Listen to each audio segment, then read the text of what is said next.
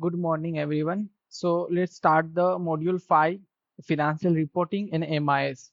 तो अब हम अकाउंट एग्जीक्यूटिव कोर्स के module 5 financial reporting and MIS में पहुंच गए हैं और आज हम समझने वाले फिनेंशियल रिपोर्टिंग और MIS के बारे में।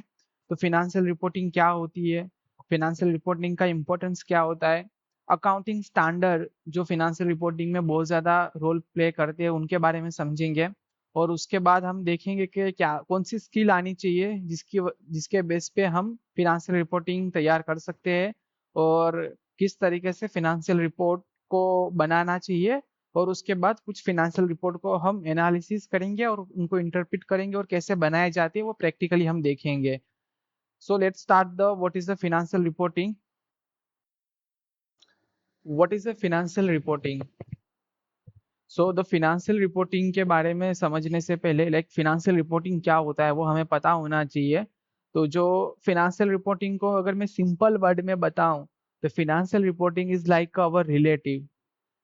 जो रिलेटिव हमारे होते हैं वो हमारे बारे में हमारे मम्मी पापा को बताते हैं कि हम अच्छा कर रहे हैं बुरा कर रहे हैं। ज़्यादा तो बुरा ही बताते हैं, बट अच्छा कर रहे तो भी बताएंगे।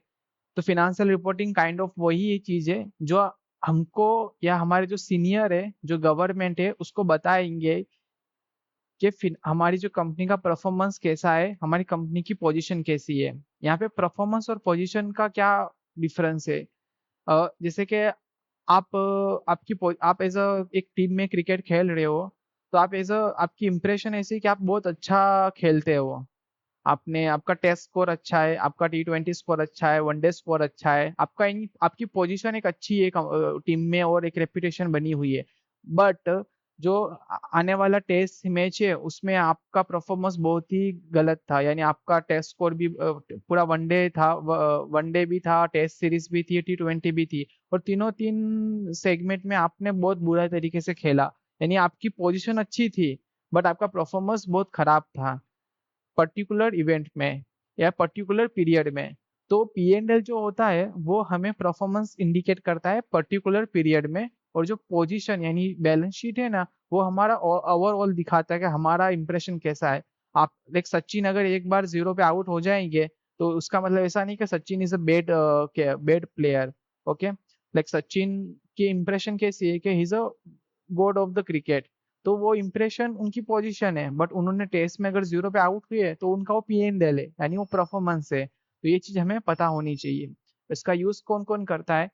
इसका यूज करते हैं मैनेजमेंट, कंपनी के जो शेयर होल्डर है, CEO है, CFO है, डायरेक्टर्स है, वो सारे लोग इन फिनेंशियल रिपोर्टिंग के बेस पे वो डिसीजन लेते हैं। जो इन्वेस्टर है, हमारे शेयर होल्डर है, उसके बेस पे इन्वेस्ट करते हैं। ऑडिटर ऑडिटर कंपनी को ऑडिट करते हैं, इसके लिए उनको फिनेंशियल रिपोर्टिंग की रिक्वायरमेंट होती है। और गवर्नमेंट को चाहिए होता है कि हम कितना प्रॉफिट कर रहे हैं, हमारी पोजीशन कैसी, ताकि वो शेयर होल्डर है उनका इंटरेस्ट प्रोटेक्ट करे। गवर्नमेंट का कंपनी से जो डेटा लेना और जो फिनेंशियल रिपोर्टिंग करवाना, वो इन्वेस्टर जो शेयर होल्डर है जो एक आम आदमी होता है उसके पैसों को प्रोटेक्ट करने के लिए सारी रूल्स और रेगुलेशन बनाए जाते हैं। और ये हमें हेल्प करता है डिसीजन मेकिंग में और कंप्लाइंस में। फिनेंशियल रिपोर्टिंग करना क्यों है, यानी फिनेंशियल रिपोर्टिंग करना क्यों चाहिए, why financial reporting is important? तो ये हमें हेल्प करता है डिसीजन मेकिंग में। आप सोचो कि आपके अगर कहीं जाना है और आपके पास अगर मैप ही नहीं है तो आपको पता चलेगा आपके किस तरह जाना है। तो फिनेंशियल रिपोर्टिंग काइंड ऑफ एक मैप की तरह होता है जो हमें बताता है कि आगे हमें किस तरह बढ़ना है बेस्ड ऑन पास्ट डेटा। जो हमारे पास फिनेंशियल रिपोर्टिंग में जो पास्ट डेटा है, जो हमारी कंपनी के P&L है, कैश फ्लोस है, और जो बैलेंस शीट है, उसके बेस पे हमें बताता है कि हम कंपनी में कहाँ जाएंगे। हमें बजटिंग में, यानी जो अभी तक का बजट हमने बनाया उसमें हेल्प करता है। फिर आने वाला फोरकास्टिंग में हेल्प करता है, जो फ्यूचर का हम फोरकास्टिंग करते हैं वहां पे फिनेंशियल रिपोर्ट के थ्रू हम अच्छे से फोरकास्ट कर पाते हैं। और ये मैंने जिससे बताया गवर्नमेंट के लिए लीगल कंप्लाइंस और टैक्स कंप्लाइंस भी है। तो हमें वो इंश्योर करना पड़ता है कि ये कंपनी के तरफ से कि हम फिनेंशियल रिपोर्ट के बेस पे वो सारी चीजें इंश्योर कर देते हैं। फिर इससे क्या होता है कि आप इंफॉर्मेशन दे रहे हो लोगों को कि हमारी कंपनी में हमारी कंपनी का परफॉर्मेंस और पोजीशन ये है, तो लोगों का ट्रस्ट बिल्ड होता है। जो लाइक यानी जो लोग इन्वेस्ट करते हैं हमारी कंपनी में, उन लोगों का ट्रस्ट बिल्ड होता है कि इस कंपनी की इंफॉर्मेशन हमारे पास अवेलेबल है। ट्रांसपेरेंस यानी एक तरह का समझ लीजिए कि आप ऐसे इंसान के साथ रहना पसंद करोगे जो ओपन है, जो आपके साथ चीजें शेयर करता है, आप उस पर ट्रस्ट कर पाओगे। तो कंपनी जब इंफॉर्मेशन शेयर करती है, like not confidential information, like जो इंफॉर्मेशन एज पर लीगली हमें प्रोवाइड करने का बोला गया है, तो वो शेयर करते हैं, तो उससे ट्रस्ट बिल्ड होता है। और जैसे कि लोन और इन्वेस्टमेंट और ऑडिट और आईपीओ शेयर मार्केट के लिए भी ये फिनेंशियल रिपोर्ट्स जरूरी होती है, क्योंकि उसके बेस पे ही लोग हमें फंड देते हैं।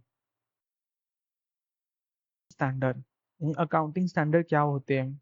उससे भी पहले क्यों अकाउंटिंग स्टैंडर्ड, यानी why accounting standard we needed. So accounting standard is kind of uniformity.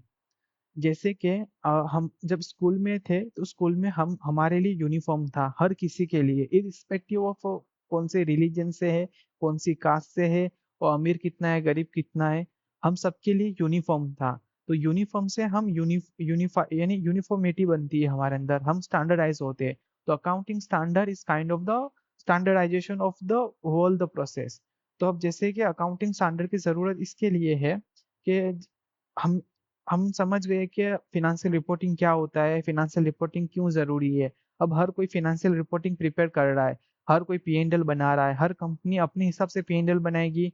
तो उस कोई सेंस नहीं बनेगा कि किसी कंपनी ने एक्सपेंस को ज्यादा रिकॉग्नाइज करा है, किसी कंपनी ने रेवेन्यू को ज्यादा रिकॉग्नाइज करा है, किसी ने कुछ भी किया है। तो वहां पे यूनिफॉर्मिटी नहीं रहती है। हर कोई अपने हिसाब से हर कोई अपने हिसाब से फिनेंशियल रिपोर्ट तैयार करता है, और उसकी वजह से प्रॉब्लम होती है। तो अकाउंटिंग स्टैंडर्ड क्या करते हैं? अकाउंटिंग स्टैंडर्ड हमें एक फॉर्मेट देते हैं, स्ट्रक्चर देते हैं और डिटेल देते हैं कि आपको फिनेंशियल स्टेटमेंट है, फिनेंशियल रिपोर्टिंग है, इसको किस तरीके से करनी है, फिनेंशियल रिपोर्टिंग का स्ट्रक्चर क्या रहेगा, फॉर्मेट क्या रहेगा। और accounting standard with the companies law, जो कंपनी लॉज है 2013, वो सब दोनों साथ में मिलके हमें बताते हैं कि हमें किस तरीके से फिनेंशियल रिपोर्टिंग करनी है फॉर द लिस्टेड कंपनी है, प्राइवेट कंपनी है, अनलिस्टेड कंपनी है, नॉन प्राइवेट कंपनी है, सीए फर्म है, या छोटा सा बिजनेस है, किस किस तरीके से करनी है। तो यूनिफॉर्मिटी क्रिएट करती होती है। उससे क्या होता है, सोचो कि आप अब हर आपके पास जो भी फिनेंशियल रिपोर्टिंग आ रहे हैं, वो एक स्टैंडर्डाइज है, वो एक स्ट्रक्चर फॉर्मेट में है। तो आप उससे क्या कंसिस्टेंसी रहती है। आपको जैसे ऑयल इंडस्ट्री है, यहाँ पे एक चीज ये रहेगी कि इंडस्ट्री टू इंडस्ट्री डिफरेंट होगा। जैसे ऑयल इंडस्ट्री है, तो वहां पे जो फिनेंशियल स्टेटमेंट, फिनेंशियल रिपोर्टिंग है, वो थोड़ा अलग होगा कंपेयर टू लाइक जैसे कि ये रिटेल इंडस्ट्रीज है, मैन्युफैक्चरिंग इंडस्ट्री है, एफएमजीसी इंडस्ट्रीज है, तो वहां पे फिनेंशियल रिपोर्टिंग अलग होगा। बट ऑयल इंडस्ट्री में अगर मैं चाहूंगा, तो मुझे ऑयल कंपनी, जितनी भी ऑयल कंपनी है ना इंडिया में, उनका फिनेंशियल रिपोर्ट उठा के देखूंगा, तो मुझे पता चलेगा सब में सेम है। तो मेरा ट्रस्ट भी बिल्ड होता है कि सारी चीजें सेम है, सब कुछ सही तरीके से फॉलो हो रहा है। और उससे कंपेरेबिलिटी भी बनती है, यानी आप कंपेयर कर पाते हैं वो इंडस्ट्री के अंदर। इन इंडिया इंडिया में हम अकाउंटिंग स्टैंडर्ड है, तो उसको इंडेस बोलते हैं, इंडियन अकाउंटिंग स्टैंडर्ड।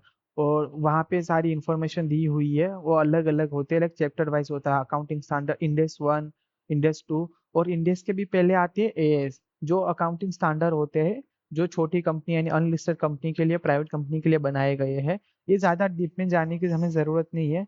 लाइक आप कंपनी टू कंपनी और स्पेसिफिक इंटरव्यू में भी इतना ज्यादा पूछा नहीं जाता है। बट आपको पता होना चाहिए अकाउंटिंग स्टैंडर्ड क्या होता है। कई बार वो लाइक पूछ लेते हैं कि अकाउंटिंग स्टैंडर्ड क्या है, लाइक रेवेन्यू रिकॉग्निशन का अकाउंटिंग स्टैंडर्ड क्या है, तो आपको आइडिया होना चाहिए।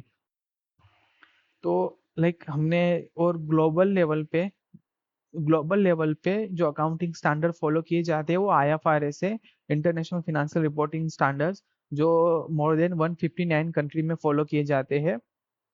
यूएस के लिए गैप है, जो यूएस में गैप यूज किया जाता है, तो वहाँ पे गैप यूज होते हैं। और ये हमें पता क्यों होना चाहिए, जैसे कॉरपोरेट एमएनसी और लिस्टेड कंपनी में जो फिनेंशियल रिपोर्टिंग होती है, वो उसी के बेस पे होती है। फिनेंशियल रिपोर्टिंग करने के लिए, या फिनेंशियल स्टेटमेंट या फिनेंशियल रिपोर्ट बनाने के लिए हमें कौन सी स्किल आनी चाहिए? जैसे मैंने आपको बोला, अकाउंटिंग नॉलेज, यानी जो मैं डेबिट क्रेडिट और अक्रूवल और सारी चीजें समझा रहा था वो आपको आना चाहिए। लाइक आपको डेबिट क्रेडिट का पता चलना चाहिए, आपको एक्सेल के बारे में पता होना चाहिए, एक्सेल में जो फॉर्मूला है, पिवोट टेबल है, वो सब भी होना चाहिए। एक्सेल वाला मॉड्यूल भी हमारे कोर्स में अवेलेबल है, इसी अकाउंट एग्जीक्यूटिव कोर्स में हमने ऐड किया हुआ है। फ्लेम लाइक उसके बाद आपको पता होना चाहिए ईआरपी कैसे यूज करते हैं। जैसे हमें पता है ईआरपी के बारे में, तो टेली है, सेप है, क्विकबुक ऑनलाइन है, ओरेकल है। तो जनरली जो एमएनसी में यूज किया जाता है वो टेली है और क्विकबुक्स है और सेप है। तो जो कंपनीज यहाँ पे ईआरपी के रिलेटेड ये एक मीथ है कि हमें ज्यादा से ज्यादा ईआरपी आता होगा तो इट्स बेनिफिशियल फॉर अस। नहीं, आपको ईआरपी आना इतना इम्पोर्टेंट नहीं है जितना आपको उसके बारे में पता होना चाहिए। लाइक हर ईआरपी सिस्टम एक फाउंडेशन पे बना होता है। जैसे सेप है तो सेप है तो वहाँ पे वो मॉड्यूल्स पे डिवाइडेड है। क्यूब बुक है तो वो ऑनलाइन ज्यादातर है। टेली है तो टेली के अंदर इंडियन कल्चर और इंडियन स्ट्रक्चर ज्यादा अवेलेबल है। तो हमें वो पता होना चाहिए। आपको 10 सॉफ्टवेयर आते होंगे बट आपको इंटरव्यू में कुछ नहीं आता होगा अकाउंटिंग के बारे में, डेबिट क्रेडिट, तो इट्स लाइक कोई मतलब नहीं है। आप सॉफ्टवेयर है ना इंटरव्यू के एक दिन पहले भी सीख सकते हो। मेरी अगर मैं बात करूं तो मुझे 10 अकाउंटिंग सॉफ्टवेयर आते हैं, बट जब like in depth accounting knowledge या in depth account financial reporting की बात आए तो वहाँ पे हमें देखना पड़ता है, चीज़ों को समझना पड़ता है। तो आपको रिपोर्ट्स किस तरह होते हैं, रिपोर्ट्स क्या होते हैं, उनको इंटरप्रेट किस तरह किया जाता है, वो सारी चीज़ें हैं। तो एक ईआरपी का सिस्टम इस तरह है कि आपको लाइक 1 से 2 ईआरपी आते हैं। जैसे हमारे कोर्स में हमने टेली और क्विकबुक ऑनलाइन है वो ऐड किया हुआ है। तो अगर आपको 1 से 2 ईआरपी आते हैं और उनका सिस्टम आप समझ जाते हो तो फिर उसके बाद आप कोई भी ईआरपी को अगर 3-4 दिन प्रैक्टिस करते हो, किस तरीके से प्रैक्टिस करनी है वो भी मैं बताऊंगा। आप सेप को किस तरीके से फ्री में सीख सकते हो वो भी मैं बताऊंगा। तो आप वो कर लेते हो तो आपको वो आ जाएगा। बट आपको डेबिट क्रेडिट अकाउंटिंग का बेसिक नॉलेज होना चाहिए जो जनरली पूछा जाता है। आपको इंटरव्यू में भी वो नहीं पूछेंगे कि टैली का ये शॉर्टकट की क्या है। लाइक मैं अपनी एक बात मेरे मेरी कंपनी में एक बार, मैं जिस कंपनी में काम कर रहा था वहां पे हमारे जो डायरेक्टर थे वो इंटरव्यू ले रहे थे। तो उन्होंने एक पर्सन अकाउंटेंट के लिए, जूनियर अकाउंटेंट के लिए, तो उन्होंने उस पर्सन को पूछा कि सेल्स किस तरीके से बुक किया जाता है, सेल्स की एंट्री क्या है। तो वो F7 या F6 बता रहा था, जो टैली की शॉर्टकट की है सेल्स की एंट्री बुक करने के लिए। वो उनको नहीं चाहिए, उनको चाहिए सेल्स की एंट्री क्या है। वो तो आपको 2-3 दिन के बाद पता चल ही जाएगा उस कंपनी ज्वाइन करने के बाद कि टैली में सेल्स की एंट्री किस तरह होती है। बट आपको सेल्स की एंट्री ही नहीं पता तो कोई मतलब नहीं है, it's not make any sense. तो आपको ईआरपी से ज्यादा फोकस करना चाहिए अकाउंटिंग नॉलेज, अकाउंटिंग फाउंडेशन को अच्छा करने में।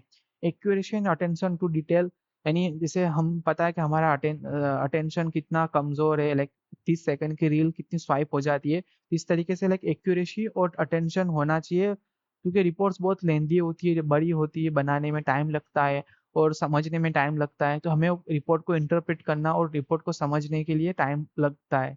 तो वहाँ पे हमारा एक्यूरेसी और अटेंशन बहुत ज़्यादा इंपॉर्टेंट है। तो ये स्किल भी हमारे अंदर होनी चाहिए। एनालिटिकल और कम्युनिकेशन स्किल, आपको आप ट्रेन एनालिसिस कर सकते हो। जैसे कि हम पता कर लेते हैं कि अब आगे क्या होने वाला है किसी की प्रोफाइल को चेक करके।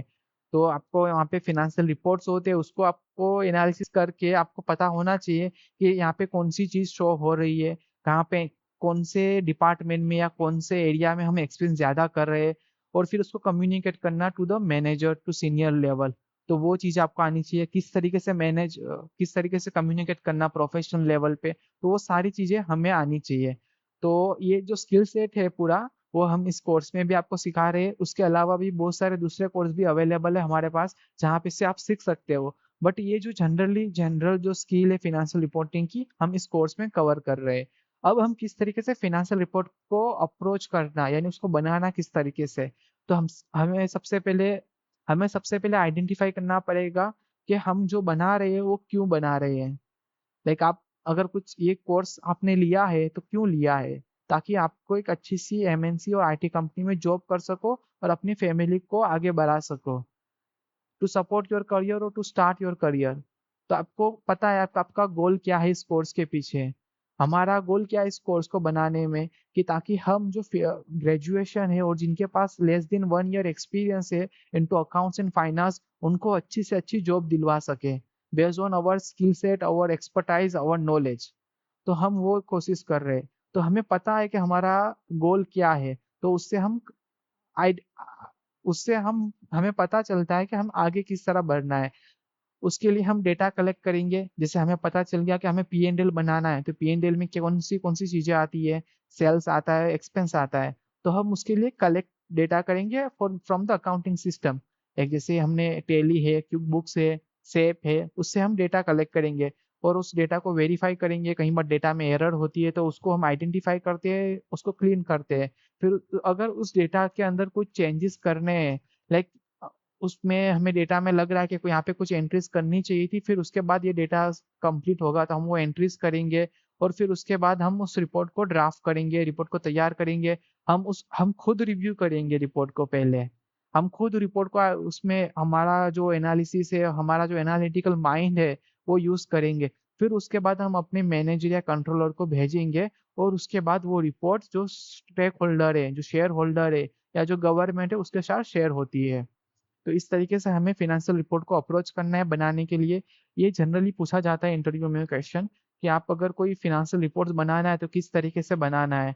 तो आपको एग्जांपल लेना है कि हम जैसे कि मुझे फाइनेंशियल रिपोर्ट P&L बनाना है, और तो मुझे आइडेंटिफाई करना पड़ेगा ऑब्जेक्ट कि मुझे P&L में क्या बताना है। P&L बहुत, आपको P&L अभी इतना ही पता होगा कि एक्सपेंस और सेल्स, बट P&L 1000 टाइप के बनते हैं और हर एक P&L में अलग अलग चीज आइडेंटिफाई होती है।